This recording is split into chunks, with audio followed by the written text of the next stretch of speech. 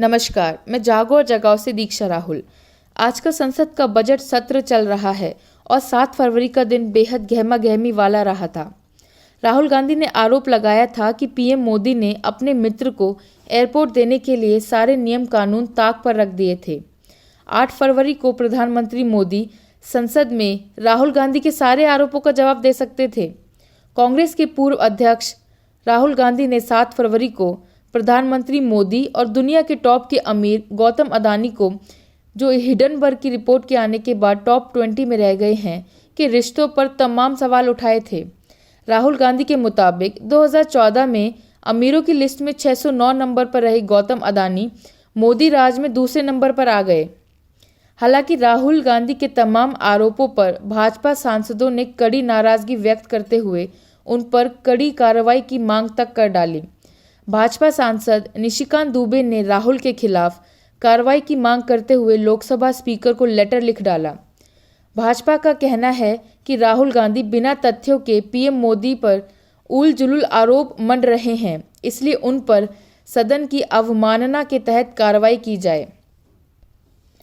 गौरतलब है कि लोकसभा में कांग्रेस नेता राहुल गांधी ने गौतम अदानी और हिडनबर्ग रिपोर्ट पर केंद्र में सत्तासीन भाजपा सरकार और प्रधानमंत्री नरेंद्र मोदी से कई सवाल पूछते हुए कहा, 2014 में गौतम अदानी दुनिया के अमीरों की लिस्ट में 609 नंबर पर थे। कुछ ही सालों में न जाने क्या जादू हो गया, अदानी इस लिस्ट में दूसरे नंबर पर आ गए।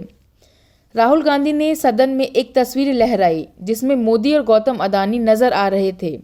सभापति ओम बिरला ने राहुल को टोका तो उन्होंने सवाल उठाया, इनका हिंदुस्तान के प्रधानमंत्री के साथ क्या रिश्ता है और कैसा रिश्ता है।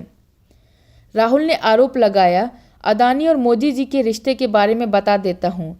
यह रिश्ता कई साल पहले शुरू होता है जब मोदी जी गुजरात के मुख्यमंत्री थे।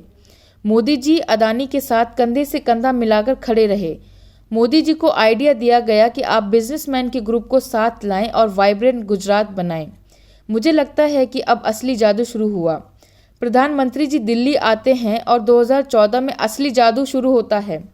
2014 में अदानी 609 पर थे और कुछ साल में दूसरे नंबर पर कैसे पहुंचे। राहुल गांधी ने दावा करते हुए कहा, कुछ साल पहले सरकार ने हिंदुस्तान के एयरपोर्ट्स को डेवलप करने के लिए दिया। नियम था कि जिसे पहले एक्सपीरियंस ना हो वह डेवलपमेंट में शामिल नहीं हो सकता है।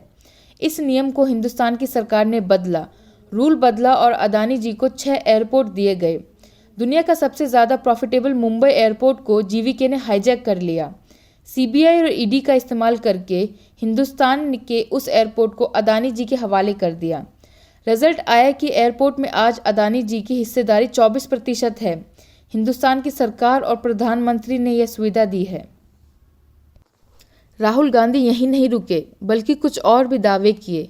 कहा, अब हम फॉरेन पॉलिसी की बात करते हैं, डिफेंस से शुरू करते हैं। डिफेंस में अदानी जी का 0 एक्सपीरियंस था। मैंने प्रधानमंत्री को हाल में देखा, बोल रहे थे कि कॉन्ट्रैक्ट को लेकर गलत आरोप लगाए गए। असलियत है 126 हवाई जहाज़ों का जो हाल का कॉन्ट्रैक्ट था वो अनिल अंबानी को चला गया। वे बैंकरप्ट हो गए। प्रधानमंत्री इजराइल जाते हैं और फिर अदानी जी को ड्रोन को रीफिट करने का कॉन्ट्रैक्ट मिल जाता है। इनकी डिफेंस की 4 कंपनियां हैं। इजराइल में प्रधानमंत्री जाते हैं, उसके बाद अदानी को जादू से मेंटेनेंस का कॉन्ट्रैक्ट, इजराइल ड्रोन और छोटे हथियारों का कॉन्ट्रैक्ट मिल जाता है। राहुल के इन बयानों से मोदी सरकार के नुमाइंदे और भगतगण नाराज दिखाई पड़ रहे हैं और राहुल के सवालों के जवाब देने में बौखलाहट दिखा रहे हैं। अब देखने वाली बात यह है कि अदानी एंटरप्राइजेस हो या अदानी गैस हो या हो अदानी विल्मर, इन सब पर क्या अभी भी कब्जा अदानी का ही रहेगा या इनको बेचकर भारतीय बैंक अपने कर्जे को ले पाएंगे। स्पेशल डेस्क जागो और जगाओ।